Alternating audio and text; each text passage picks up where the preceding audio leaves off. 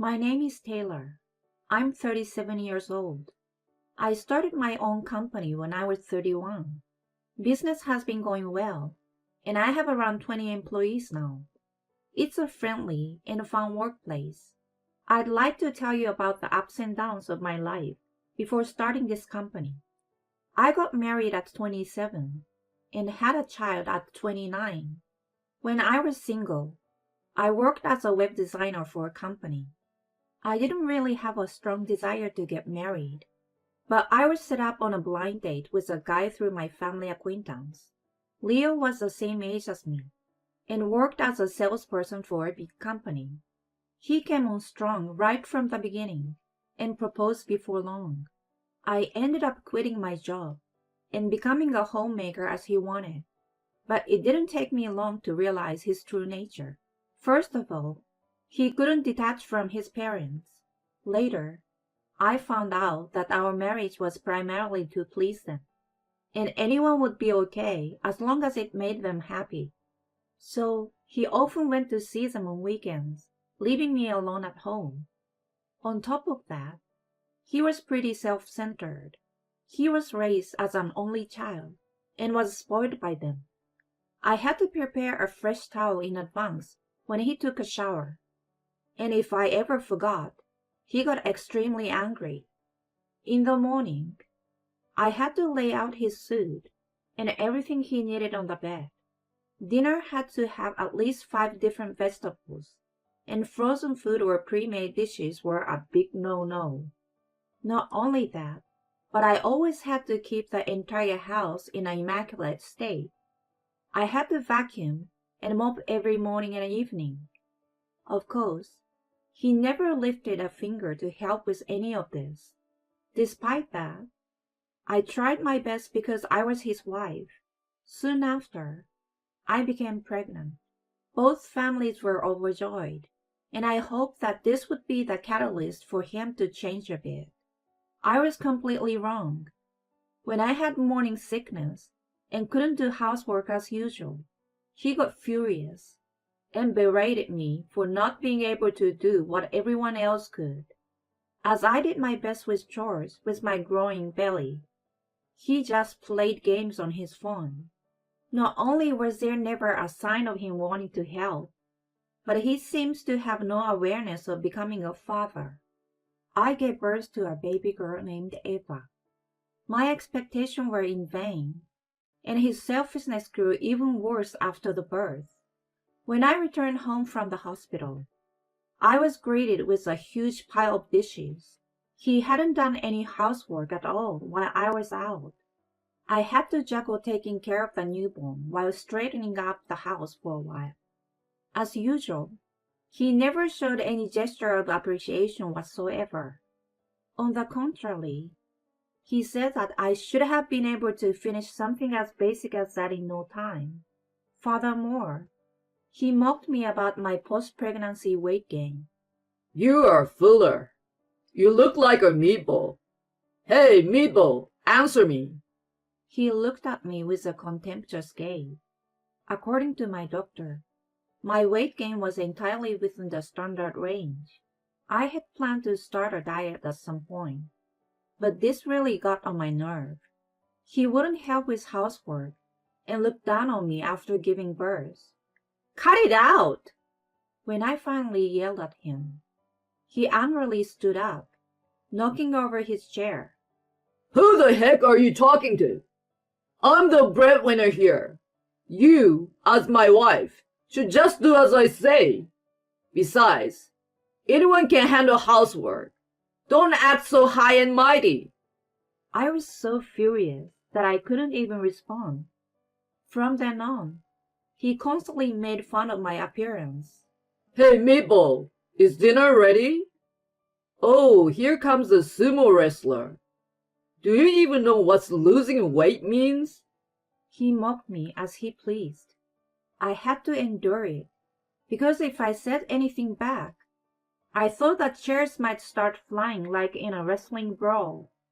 Above all, I had to protect Eva. He didn't help with housework or childcare at all. Taking care of the crying baby Changing diapers and doing household chores all at once was tough. I went through each day with no makeup and wearing just the glasses, looking completely worn out. I had no time for anything. There were even days when I could only go to the bathroom once in the morning. Still, I encouraged myself, thinking that this was what being a mother meant. One day, while Leo was criticizing my appearance as usual, he suddenly brought up divorce. You've become a mess ever since you had Eva. Let's get a divorce. I like the younger girl from the office now. By the way, Eva looks just like you, chubby like a meatball. What did you just say? I couldn't believe my ears. You've been overweight for a long time. I can't take it anymore.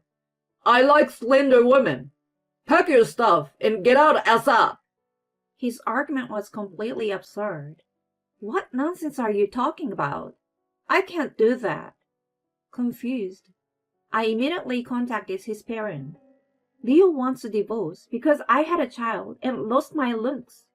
Can you please put some sense into him? Contrary to my frantic state, my in-laws remained indifferent. If he says so, it must be true. It's evidence that you haven't made enough effort. What have you been doing? You shouldn't upset my son. I had no choice but to despair. Get out already! I have no interest in someone who's given up being a woman. How are Eva and I supposed to live from now on? I don't care. You should learn to stand on your own feet. Bye-bye, meatball mom and baby. I had reached my limit with his repeated insults. That very day, I decided to live with Eva.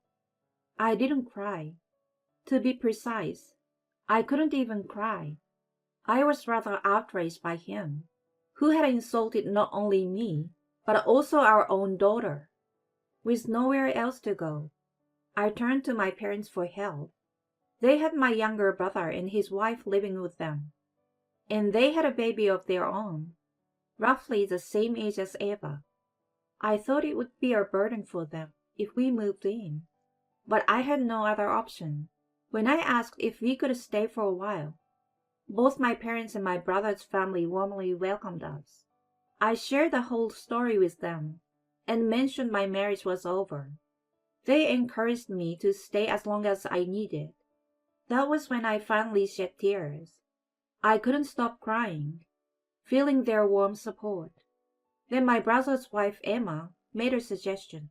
You probably need a lawyer now. I used to work as a secretary at a law firm before I got married. A friend of mine still works there, so I can introduce you. Thanks to her, I met a competent lawyer a few days later. Sophia was in her early 40s with her own divorce experience, and she was very empathetic and helpful during our consultations. We had several rounds of divorce negotiations, but we couldn't reach an agreement easily. Leo refused to pay child support. Sophia, after a brief preamble about wanting to tell me her personal opinion, said, Your husband is arguing that you've neglected your duties as a woman and prioritized the child. He's like a selfish child in a man's body. He married you to please his parents, and controlling you is the goal of his marriage. I don't want to discourage you from pursuing child support, but I also think it might be best to completely sever ties now. Both he and his parents are unreasonable people. Instead of dealing with them, I think looking toward the future is more constructive. She spoke seriously, and something inside me snapped. The reasons for divorce were so flimsy. The insult he hurled at Eva at the brink of separation was too much. Dealing with him any longer was unbearable. I wanted to be free from him as soon as possible. I made up my mind. I was determined to raise Eva on my own and find happiness beyond this point. From now on, you need to work hard to support your daughter. Are you really ready? I sure am, I replied firmly, making a commitment to face the future head-on. When the divorce was filed, I resumed my work as a freelance web designer. Fortunately, it was a popular field, and I started getting steady work even as a freelancer. I worked tirelessly, designing day and night, and juggling nursing and childcare along the way. As a freelancer, I launched a website and made full use of social media, like X and Instagram for marketing. As a result of my efforts, I was able to earn roughly the same income as Leo in about a year. Moreover, I won an excellent award in a web design contest, which brought in even more work. Then, I started my own design company. During the times when I couldn't manage everything on my own, Emma helped as a secretary. I also had the assistance of part-time employees, allowing the company to run smoothly. As the business grew, I realized the need for sales efforts. So my brother, who had previously worked for a major advertising agency, quit his job and became the sales manager. With his natural business acumen, he built on the social media-focused marketing I had been doing and expanded into advertising using traditional media. The performance soared in no time. As my company gained recognition, I started paying more attention to my appearance. At the time of the separation, I was always struggling, with no makeup and just wearing glasses, while my determination remained the same. Being in the position of a CEO meant I couldn't help but be conscious of the perception of my employees and clients. So I graduated from the plain look, invested in branded suits and bags, got a neat professional hairstyle, and kept my makeup subtle enough not to appear overbearing.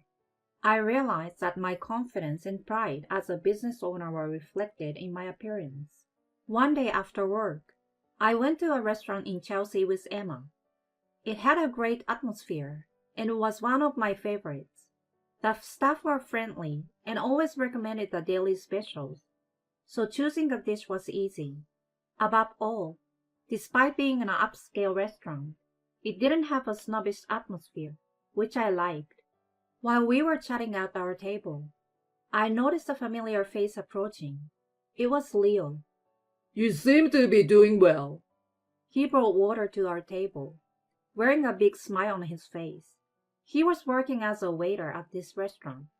He acted over-friendly, unlike a typical waiter, and the arrogance he had before our divorce flashed through my mind, making me feel nauseated. "Oh, it's you. You seem to be doing fine too," I responded with a smile.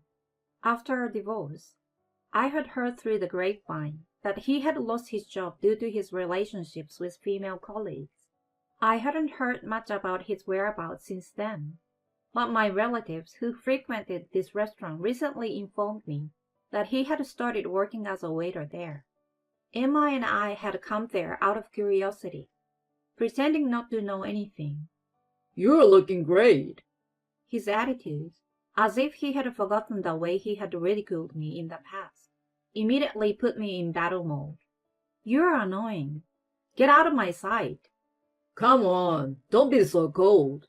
You're running your own business, right? I was surprised to see an article in the magazine. Let me work for you, huh? I couldn't believe his audacity. I'm not quite sure what you're talking about." Oh, come on. We used to be married, you know. How about giving it another try? "Quit joking around. Go away. You're ruining my dinner." I made a shooing gesture with my hand. Immediately, he started fuming. How dare you give me an attitude? "The one without the right attitude here is you. I'm a customer." What the heck? A woman like you acting all high and mighty. It pisses me off. Don't forget you used to live off me. He has been divorced by me and fired from his job, but showed absolutely no remorse. It was amazing how people like him existed in the world. Amidst the heated exchange, I remained strangely calm. Then, the owner of the restaurant appeared. "What seems to be the matter, ma'am?" Charlotte and I had been friends since the restaurant opened. We had known each other since her early days as a waitress, and we shared a strong bond as business owners. "I heard our waiter here raising his voice. Is there any trouble? She asked with a concerned expression. He has been making baseless accusations against me. Can you please do something? As soon as I finished my sentence, she glared at Leo. Why are you causing trouble? She and I are married, and she started a new company, so I asked her for a job. But then, she suddenly got mad, and... Let's clarify first that we are not married anymore. He insulted me and our daughter, and we divorced. We are strangers now. And yet, he's directing this kind of behavior at a customer. I could see that Charlotte's face was turning as red as a lobster. She's got a big mouth for a woman. His excuse made absolutely no sense. What? For a woman? I'm a woman too, you know. Her anger had finally reached its peak. Oh no, I mean, you're different, not a woman. I mean, not like that. What are you saying? I absolutely despise people who discriminate based on gender the most. We don't need someone like you in our restaurant. You are fired. Get out. Her anger voice echoed through the restaurant. Oh no, I apologize. I'm really sorry. I have nowhere to go if I get fired from here. Please spare me. He pleaded with the owner with a pitiful expression. You should learn to stand on your own feet. I smiled at him. He was dragged away by security, wailing, and was kicked out of the restaurant. According to Charlotte, he had been hopping from one job to another after he was fired from his previous job.